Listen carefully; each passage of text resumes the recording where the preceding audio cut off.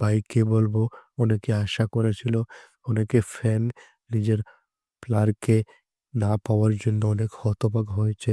সে হচ্ছে সূর্যকুমার যাদব। ভাই সূর্যকুমার যাদবের দুর্দান্ত প্রদর্শনের ফলে টি-20 ওয়ার্ল্ড কাপ ভারত জিতেছে।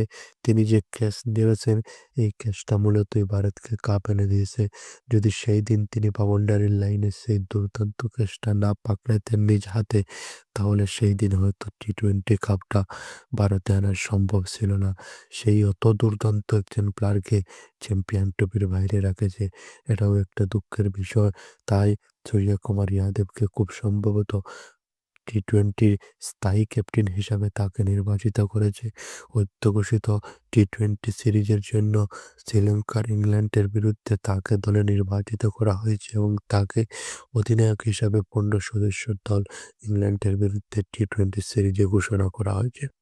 তাই মূলত সূর্যকুমার যাদবকে ভারতীয় ক্রিকেট টিম চাইছে তাকে ওডিআই না খেলিয়ে টি-20 ফরম্যাটে অধিনায়ক হিসাবে দুর্দান্ত পারফরমেন্স করতে পারেন। তার জন্য তাকে ওডিআই দিকে না নিয়ে তাকে টি-20-কে রাখা হয়েছে।